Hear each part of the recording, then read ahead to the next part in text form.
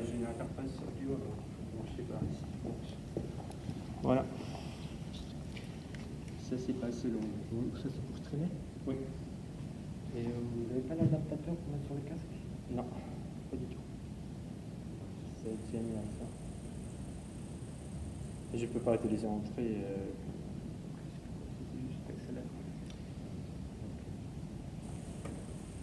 Là il manque jusqu'à la fin. Dear friends, you need to... Je pense dans le bouton là. Ouais, oui, là, je sais pas bien. Dans quel cas je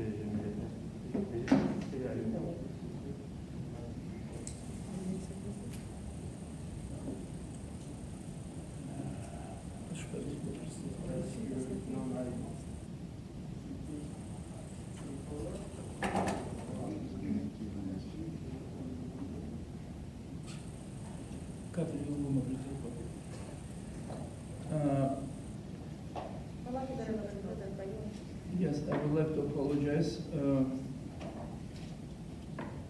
for a few minutes while technicians are providing for us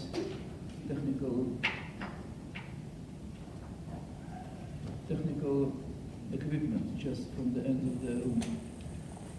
Thank you for doing that.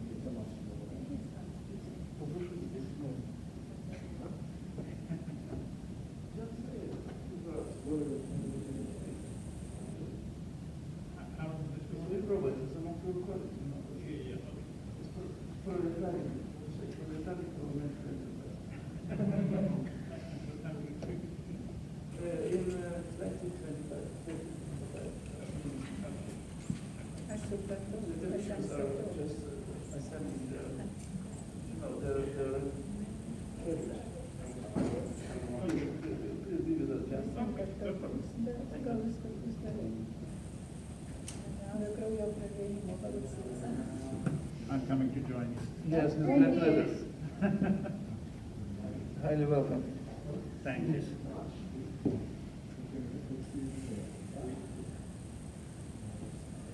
So that's the problem is, so they cannot have the traffic to the end of the room. That is the simple the problem. Please sit down. Take a place.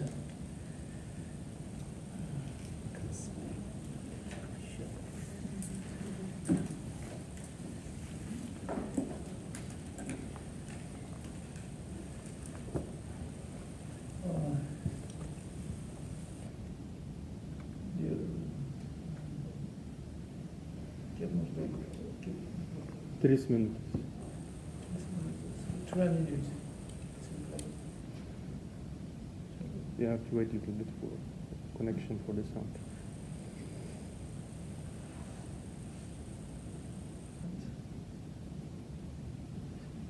kada kalbėsit, naudokit mikrofonus visi. Gerai, actually, yes, of course. We use the microphones. They're asking to use the microphones. Then we will speak. Well, they connected to their YouTube channel.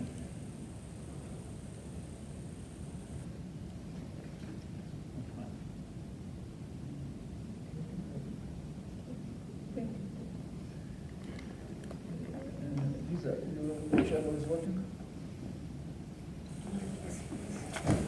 My item is on the committee. Just received the mail. I will be next one and I will come back.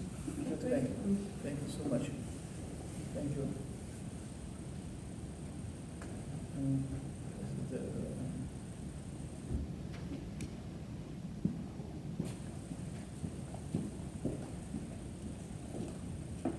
What?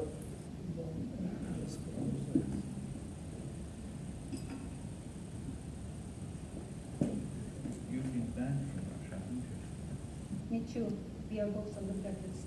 You're both on the ban. Yes. Me too. But maybe Almost all it's such a members. badge of honor. I want to get on the ban. Since 2016, when I came back to the European Parliament for my third term, my ambassador came to inform me that I am on the blacklist. Well, I'm with that list since Magnitsky list and since Burishnevtsov investigation. yeah. Very few from Well, I was chief reporter of Burishnevtsov. Indeed you are. Indeed you are. For years, yes. And you're involved in which affairs now? What are your main items in your schedule? In your schedule, what are you doing now? Which field do you cover? I cover everything. You're still a reporter. I'm a writer for Turkey. Wow, such big subject. It's very contentious. I'm not, I think Roger Gale was rapporteur for Yes, Roger. Russia. You too? No.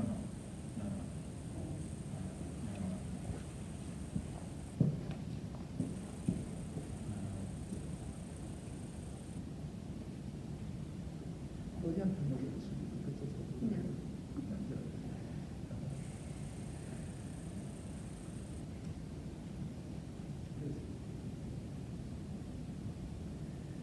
Okay, so 2 minutes, I don't know what happened with the technicians. Their technical agreement. That's strange. So they have not enough cable to cover the distance to the.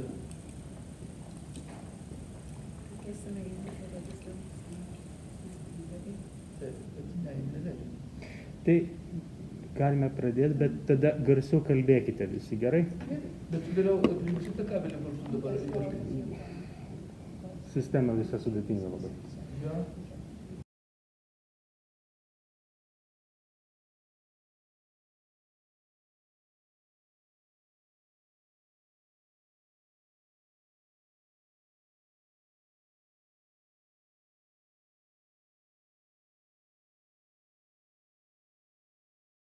Vienas.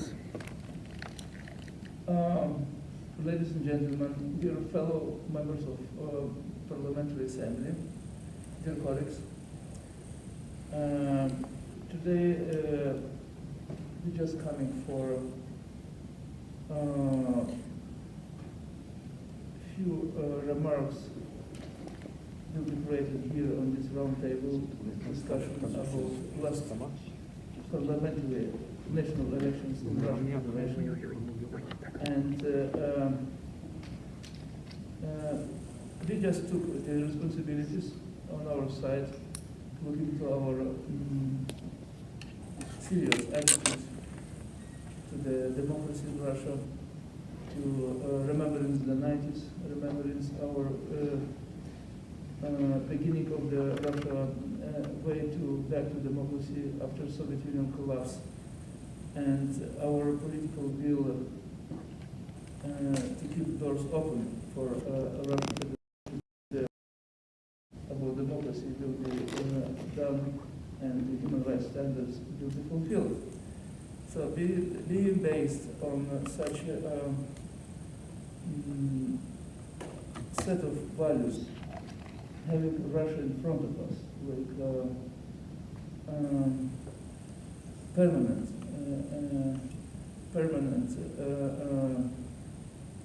heritage of European culture, and we try to understand the internal processes. And from our point of view, it cannot be the session of Parliament here in Council of Europe without any evaluation of the last major Federation election.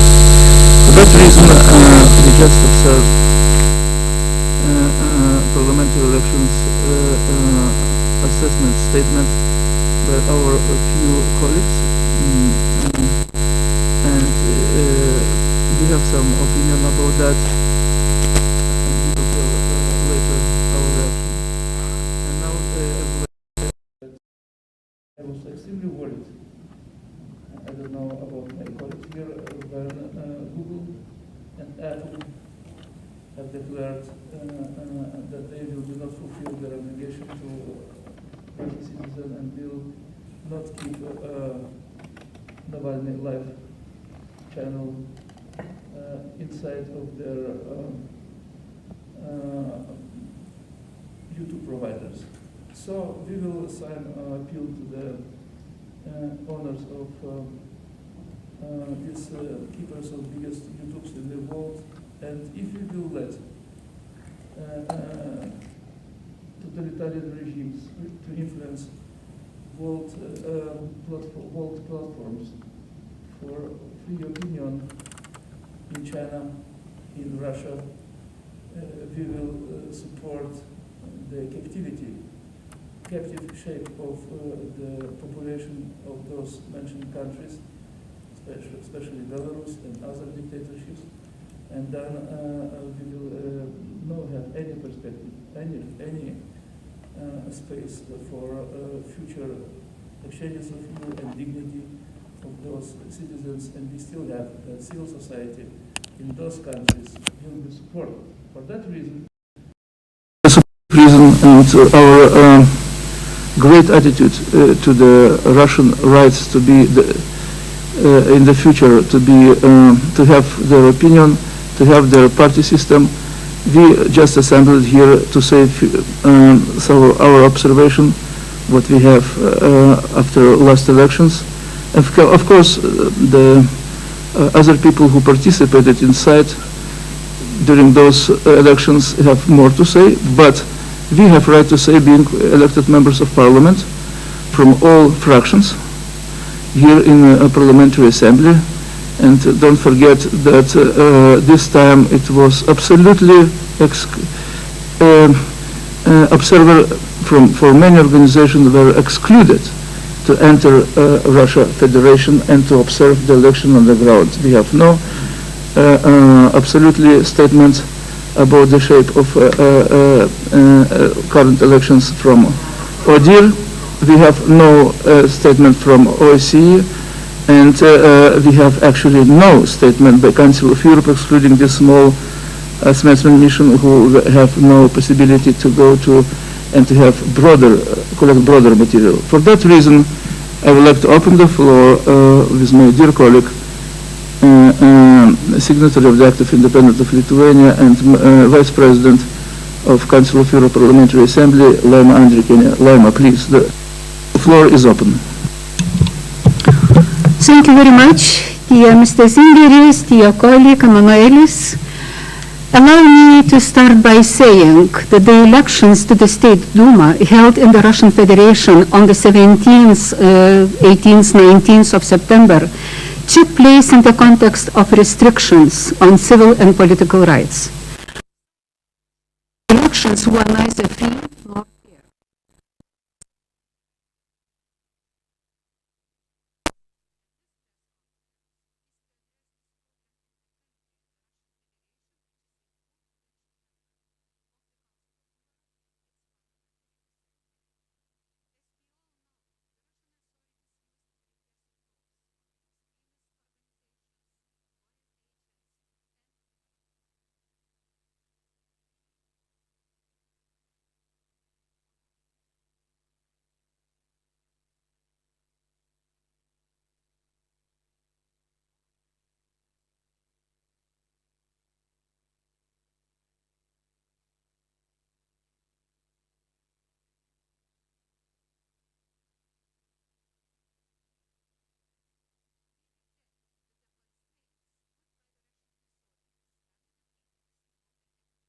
political situation in the country did not allow the participation of international observers from the Organization of Security and Cooperation in Europe, OSCE, in the elections. Emanuelio Zingerio has already mentioned this. It is regrettable that OSCE and its Parliamentary Assembly, ODIHR, Council of Europe, and its Parliamentary Assembly, not mentioning usual observer delegation to observe elections from the European Parliament, were prevented from observing the elections.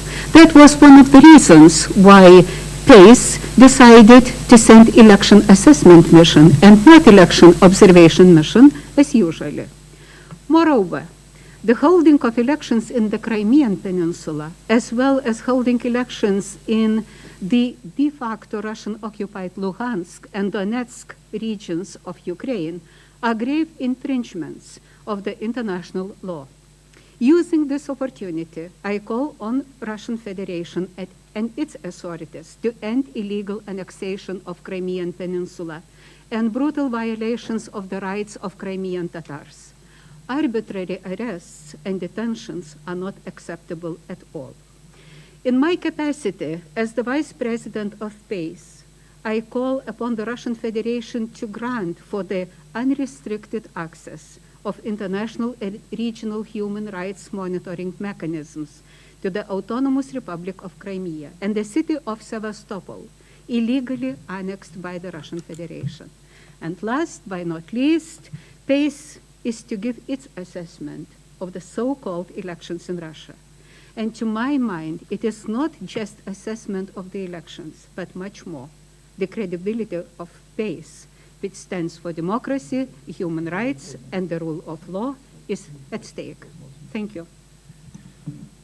Thank you, Laima. We can oppose that. So I would like to say that I was deeply, I wonder the text in front of me by our colleagues and friends from Switzerland, Friedrich, O'Reilly, Mayer, Ribola, and Controgolos, saying, just citing, the delegation appreciates the good cooperation of the authorities as well as the generally smooth voting process on the election day. So from my point of view, it's a controversial statement, and we are opposing the formula of smooth voting process, having many hundreds and thousands of sources who are saying an opposite. It was no smooth voting process in Russia Federation during the last elections. So for that, now I would like to invite and open the floor for dear colleague of us, Vice President of Parliamentary Assembly, at the same time my colleague, the head of, chairman of British delegation to Council of Europe Parliamentary Assembly, dear John Howell. Please, the floor is open, sir. Thank you very much indeed. It's a great pleasure to share this platform with you. Right. There are two issues at stake here. One is the utter contempt with which the Russian Federation has held the Council of Europe. And the second is the issue of Crimea and the Ukraine. Let me deal with the contempt of the Council of Europe. The Russian Federation asked to come back to the Council of Europe. Personally, I voted against that. I did not think that the Russian Federation had made enough moves to identify with the values of this council, and that comes from somebody who has done business with the Russian Federation for 25 years. So I know the Russian Federation. We did not ask you to come back, although I know that that decision was taken by the Council of Europe. You asked to come back. If you're going to come back to an organization like this, you must obey the rules and follow the rules that this council sets. And whether we like it or not, all of our elections are subject to having volunteers come from the council to evaluate those elections. And in this case, your contempt for us and for the OSCE as well suggested that you wanted the delegation of people from here was limited to 5, and you arranged a delegation of 8 from this council to go under the auspices of the Russian Federation. That is simply inadequate. There were something like 150,000 voting stations across the Russian Federation. How can you possibly even begin to examine what is happening in many of those? You can only do that in quite a few countries. So with the best will in the world, it is not possible to say that these elections were free. It is not possible to say that these elections were fair, and it is not possible to say that these elections were transparent. And the blame for that lies entirely with the Russian Federation. The second issue is the issue of Crimea and its relationship with Ukraine, and I will let my Ukrainian colleague comment on that. But we support the view that these are Ukrainian territories, and that the Russian election should not have taken place in them. And I'm going to leave my comments at that and allow my Ukrainian colleague to take that over. But this is a mess that has been made by Russia, and if it is going to play by the rules and be a continued member of this, it needs to do more to make sure that it is open. It needs to do more to make sure that it's not the number one country in the Court of Human Rights with the largest number of complaints against it. Thank you. Thank you. Thank you for valuable remarks. Now I would like to turn myself to Elizaveta Yasko, a former head of Ukrainian delegation and member of the Ukrainian delegation to Parliamentary Assembly. Elizaveta, the floor is open, please.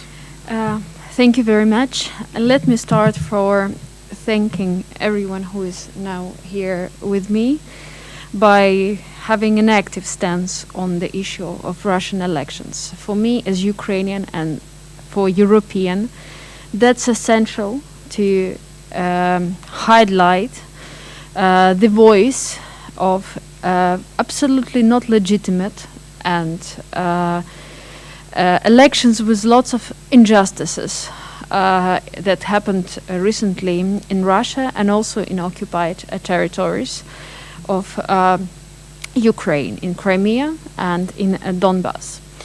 One thing that was already mentioned, that unfortunately due to absence of proper observation missions, we really cannot say that these elections are legitimate and that there is no falsification. Unfortunately, there is lots of falsification.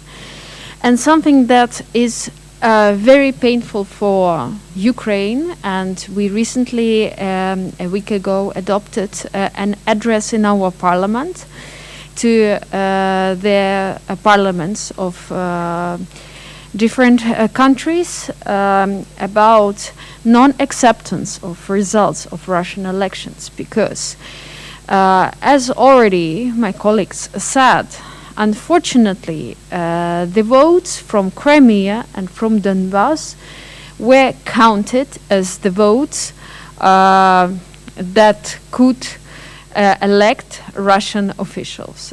It's absolutely not acceptable because first, these territories are occupied by Russia, and second, because most of the people who voted were given Russian passports just before elections or during last years of occupation.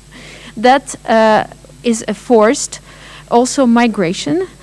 We know about huge waves of forced migration from Russia to Crimea and also to Donbass, where Russia wants to show to the world that there are a lot of Russian passports there and the population that lives here. It's absolutely unacceptable, unlegitimate, and I'm very glad that in the Council of Europe we raise this voice, because if we want to talk about European values, about justice, we just cannot keep a silent voice. Therefore, I'm asking to the world community not to accept the results of elections, and also to pay attention to what is happening to oppositional parties right now, to oppositional representatives in Russia. Unfortunately, they were not accepted to elections, which means that we don't have any diversity and we don't have freedom of speech in Russia. That is very sad. In Ukraine, we believe that we believe in freedom and in democracy, and we really dream that one day Russia will be free again, one day. And hopefully one day it will come, but it really depends on all of us. So thank you, dear Madam Yusko. From my point of view, I would like to stress additional points related to the history and our hopes in the 90s. I'm here from 1993, and Laima was actually even before, when we have consultative status from 91. 91, September 91. Yes, 91. So I would like to make some remarks when we shared such huge hopes with Russia delegation when they became members in 96. I remember the obligation of Russia voted together with Russia delegation. In the Russia delegation was Sergei Kovalov, I would like to mention. The whole spectrum of Russian Democrats were inside, from all possible parties, not only from government party. And in this case, opposition members, real opposition members, presented opposition opinion in the side of Russia delegation. In the delegation and obligations admitted by Russia themselves and voted by hundreds of members of Parliamentary Assembly during the admission of Russia, it was obligation to withdraw Russian army from Moldova, from this region, 14 army. It was the obligation to pay for the people who were deported in Joseph Stalin time to Siberia from occupied territories of the Baltic countries. And you have a lot of points.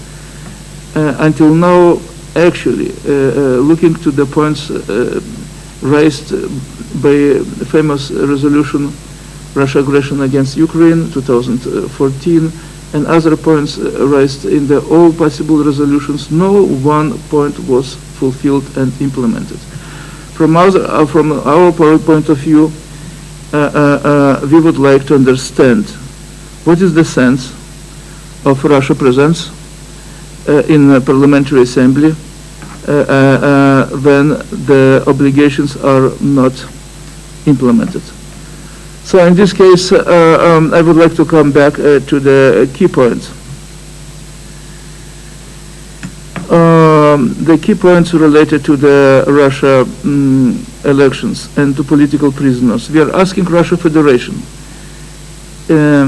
I can say in the name of all major political groups in the European Parliament and here in Parliamentary Assembly, and probably in other parliamentary assemblies, to let political prisoners go, to liberate Alexei Navalny from prison, to recall the law about foreign agents in Russia Federation, and to start the process of again of democratization in this absolutely cemented environment in Russia Federation. So from my point of view, we would like to add that Russia Federation, from their membership in 96, now we are just commemorating 25 years of Russia being like a member in Parliamentary Assembly, in Committee of Ministers, and not fulfillment of obligation is a major feature of Russia activities here, and that's bring for us some question marks just raised by our dear friend, head of UK delegation. what is the sense of parliament of being here? So they are not. If Russians not listening to the advices and the standards of Council of Europe, how we can deal with that? How we can deal with the future if they are making fake elections in occupied territories, and we have people presented by them in Parliament of Russia. So we cannot accept such elections. We cannot accept the reality on the ground. Well, Russian opinion and free opinion of great Russian nations is locked under censorship when the TV channels are led only by the governmental editors, and we have no freedom of the speech in Russia Federation. So election process just stated by Parliamentary Assembly, by European Parliament 2 weeks ago, and screened by European parliamentarians, was absolutely clearly not giving any chance for opposition parties from so-called not systemic environment to be presented in Russia Federation during the election period and before that. And it's clear that even in systemic party, even parties like Yabloko is and their freedom during the election was under question mark. So we would like to stress our question mark to delegations sent by Duma to us, asking them to state about their obligations to this House of Human Rights, and understand that here is not a place for geopolitical maneuvering, and here is not a place to handle about Russia financial part of Russia membership, paying the fee, at the same time pressing us, pressing Council of Europe with the question if we will continue with our question to the Russia will not pay their membership fee. This is not acceptable, and we will be not blackmailed by a country who is losing all signs of democracy during the last process of last 20 years. So elections were not free, elections were not fair, elections were, like stated my colleagues, stolen, and we are asking, having here the report of memorial organization, more like 500 Russian political prisoners to be released from their captivity in jail, and restore possibility for Russian people to speak freely. At the same time, I just signalizing that we will collect our signatures, and I will ask all international community to raise question, even in United States Congress and in Euro-British House of Commons, the question to Google and to Apple to give for us clear answer. They will fulfill their obligations to international community to be transparent and to give the platform for Hong Kong people to speak freely, not to listen to the Communist Party of China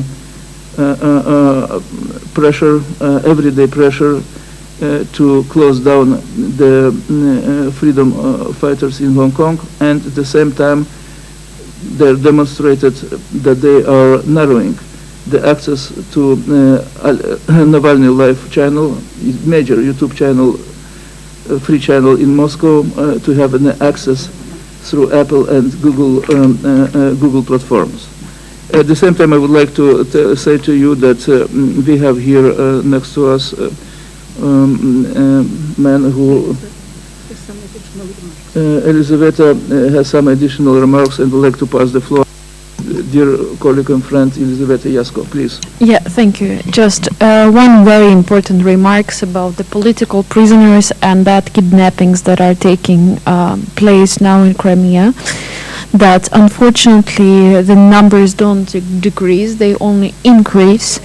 And recently, a few weeks ago, one of the leaders of Crimean Tatar community, Nariman was kidnapped and arrested. He is now in jail, and those who are involved in such kidnappings and violent behavior towards anyone should be persecuted, and we really hope and we know that many people who are involved in this are already in a different sanctions lists in Europe, but we really need to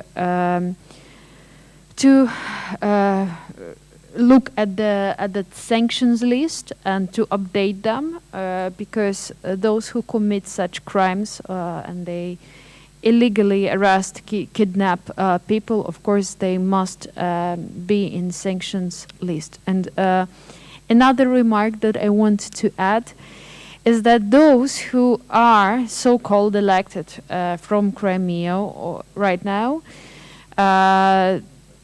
they are also within the international community. They're not going to have the entrance to many European countries, and some of them are again already in sanctions list or will be in sanctions list. So it's important that we track those who are not legitimate and who commit crimes against human rights in Crimea.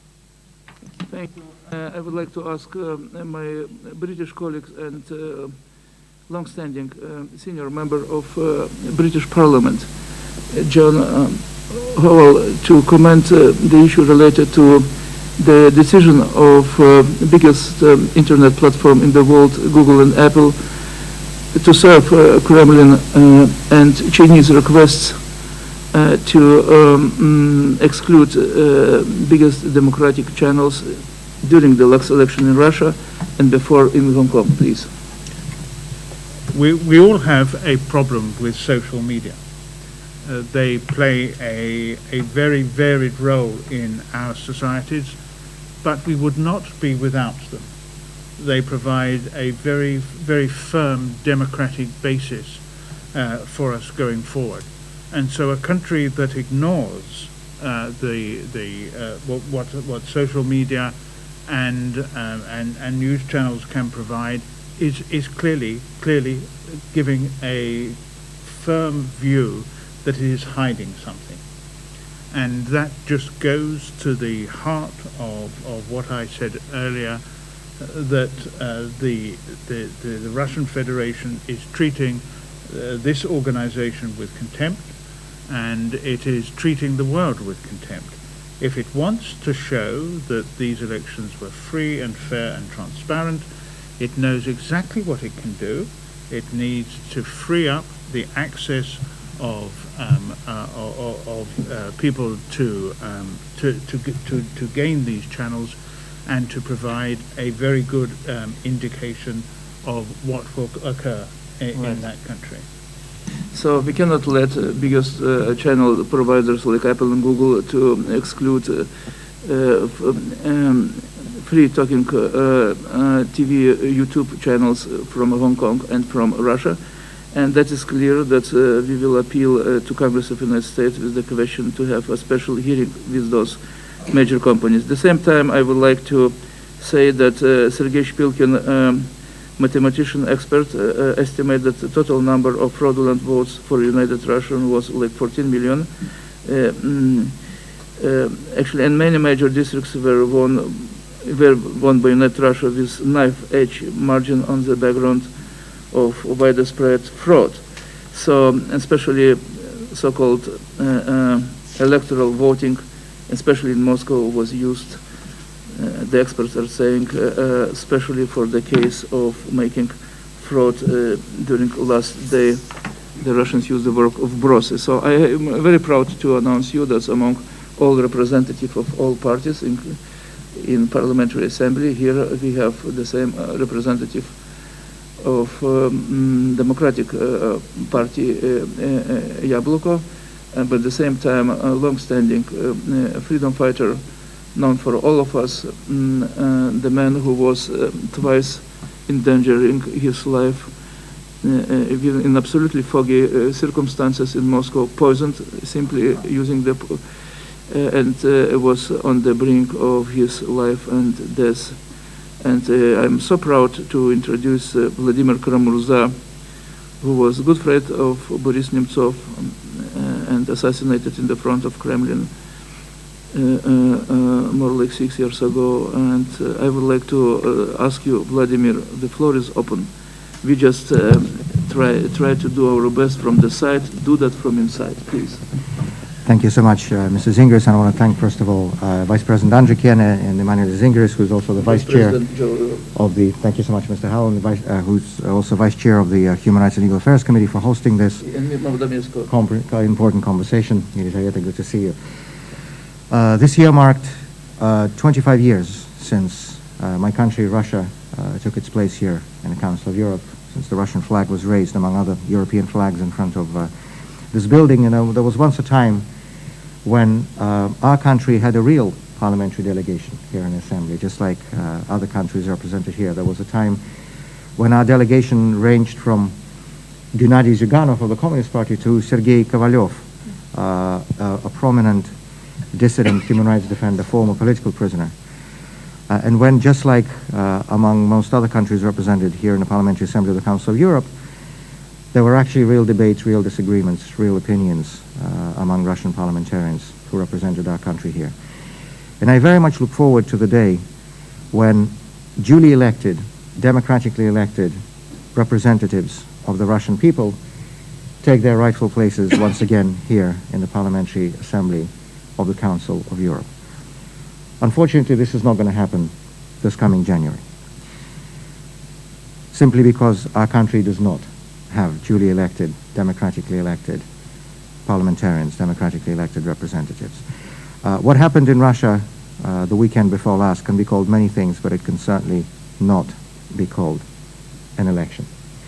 There are many different factors I could enumerate here that made this exercise sham, farcical, and invalid, from the 3-day voting, with the first 2 nights when the authorities could do whatever they want with the ballots, to the administrative coercion and organized voting by state employees and military conscripts, to the lack of video surveillance, to limitations for independent observers, to plain old-fashioned ballot stuffing, the rewriting of protocols, and the phantom so-called electronic voting, where 2 million votes were just made out of nowhere to flip the results in 9 out of 15 Moscow constituencies. But frankly, I think it would be enough to state just one fact about the so-called Russian parliamentary election of 2021, and that is the fact that the strongest, the most prominent potential opposition candidates were simply not allowed to run through various means, through various quasi-legal methods and tricks employed by the regime. Choice is a fundamental element of any election, and that is an element that was lacking the weekend before last in the so-called parliamentary election in Russia. Many of my colleagues in the Russian opposition were recalling this old joke, or maybe it's a real story, when after one lost battle, Napoleon called his chief of artillery and asked, what is the reason our guns did not fire? And the general said, Your Majesty, I have 12 different reasons. Number 1, we ran out of gunpowder. And Napoleon said, you can stop right there. So the fact that the most prominent, the strongest potential opposition candidates were not allowed to participate in this election makes the whole exercise a sham. And I see Mr. Howell has a statement from the Parliamentary Assembly of the Council of Europe Evaluation Mission that notes, I quote, some concerns about the way the Russian election was conducted. I don't know if this was intended as a, I don't know if this was intended as a humorous exercise, but to me, the disqualification of opposition candidates is not a concern. That invalidates the entire election. And also, by the way, this was the first Russian election in 30 years that was not observed by the representatives of the OSCE, the Organization for Security and Cooperation in Europe, under the hypocritical pretext of COVID. I can tell you, having just flown from Moscow 2 days ago, there's no COVID in Moscow. You can go to book fairs, theaters, festivals, cinemas, everything is open. There are 3 places where there's COVID is still dangerous. In the courtrooms, if you're trying to observe a court proceeding as a journalist, you're not allowed in because of COVID. God forbid, if you try to go to an opposition rally, you're not allowed to because of COVID. And the 3rd place, apparently, is the OSCE observer mission. They were really dangerous in terms of COVID. Everything else is fine. And so, unlike this statement, there were very strong statements coming from the European Parliament, from the Commission for Security and Cooperation of the American Congress, that actually stated the plain facts about the so-called election. And I very much hope that in January, only 3 months from now, when the so-called Russian parliamentary delegation comes here and requests the ratification of its credentials in the Parliamentary Assembly of the Council of Europe, that this assembly gives the only response possible. This is an assembly of parliamentarians. This is not an assembly of imposters or usurpers.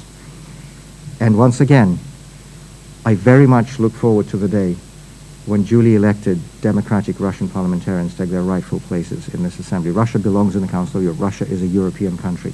Council of Europe membership is very important for us as Russian citizens in giving us those legal protections both under the European Court of Human Rights and under the oversight and accountability mechanisms in this assembly. But until the day that Russia does have a democratically elected parliament, these usurpers and imposters should not have their credentials accepted in this assembly, not because they represent Russia, as they like to say, accusing the West of Russophobia, but because they do not represent Russia.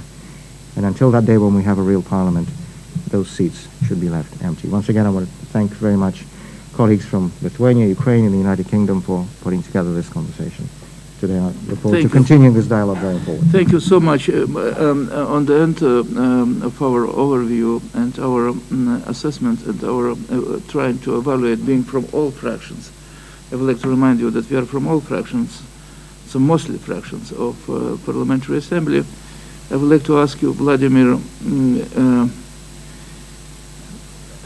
your personal impressions during the last 20 years, summarizing the issue related to Council of Europe Parliamentary Assembly, not letting rapporteurs from our side to go with their investigative mission in the case of Boris Nemtsov and other cases.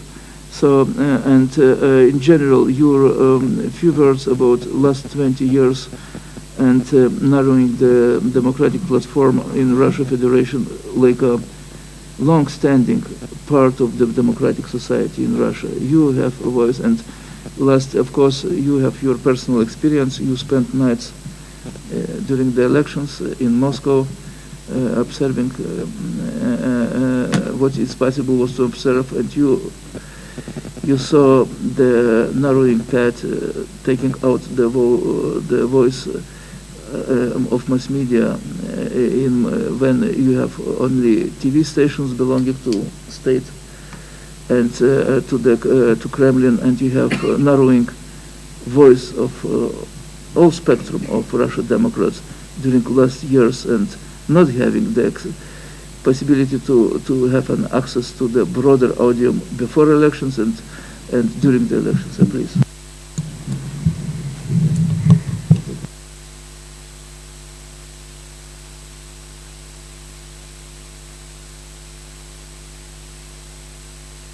Thank you so much for taking part.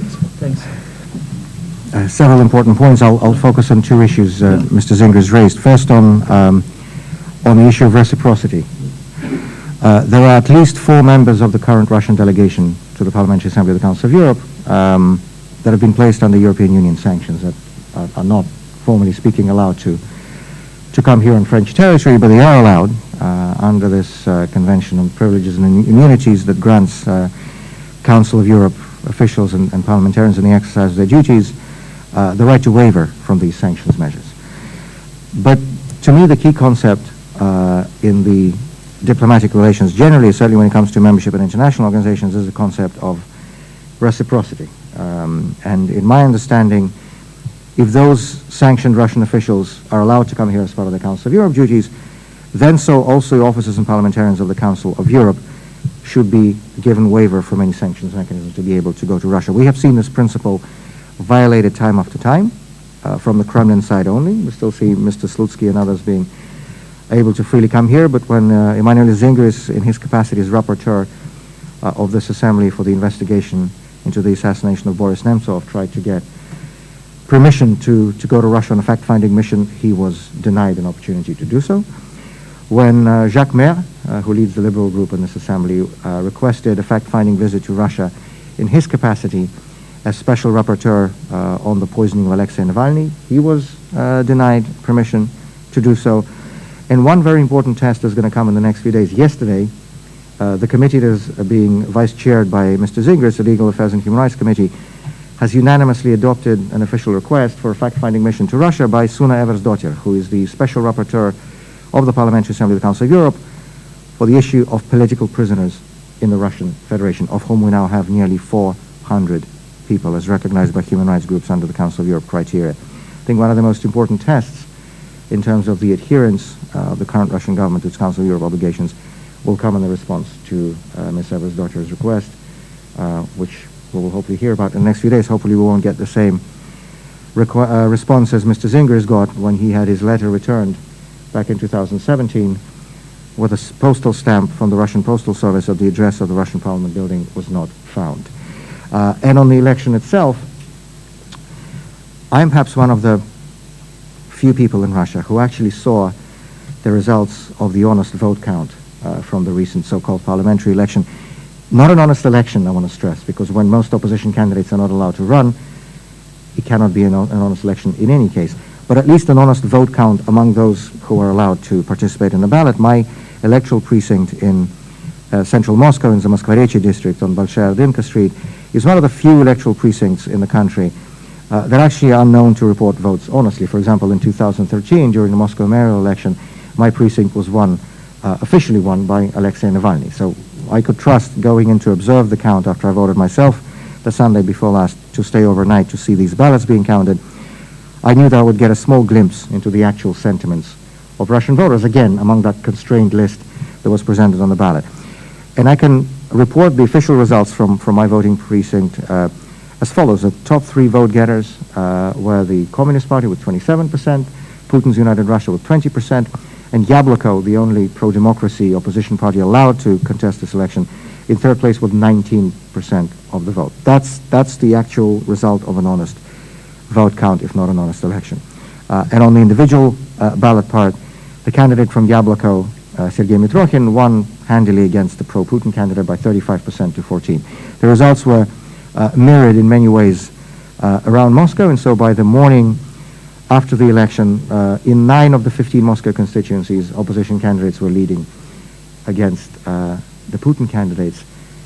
And then suddenly, with a magic switch, 2 million phantom votes appeared from so-called electronic voting and flipped the results to make sure that all 15 Moscow constituencies were officially won by the pro-Putin candidate. And this is a new technological know-how of the Putin regime in terms of election manipulations, because why bother with busing people around polling stations? Why bother with stuffing the ballots? Why bother with rewriting protocols when you can just make up out of an unknown cloud 2 million phantom votes to switch the results? But this is just one small element of a long story of the destruction and dismantlement of democratic checks and balances in electoral institutions in Russia. And so I think it is very important that the Parliamentary Assembly of the Council of Europe takes the right conclusions and takes the right decision in January. And once again, I want to thank you very much for this opportunity. I look forward to speaking at the group meeting tomorrow morning.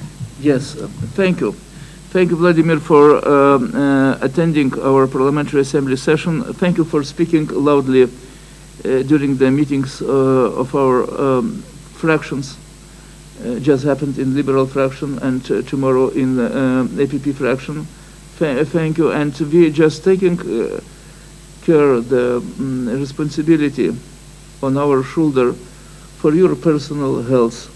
For your, I would like to say to you, when you are returning to Moscow, making very brave step and returning to Moscow, saying you be safe, but not in the context only of pandemic, but saying in general, be safe, and your huge part, your person is huge part of our hope that Russia one day will become European state with fulfilling all Russian obligation to Council of Europe and to peace and freedom in the world and democracy. And with now one political prisoner in jail.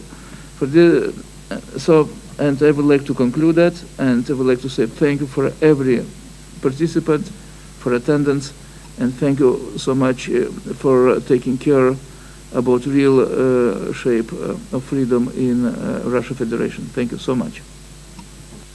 Thank you.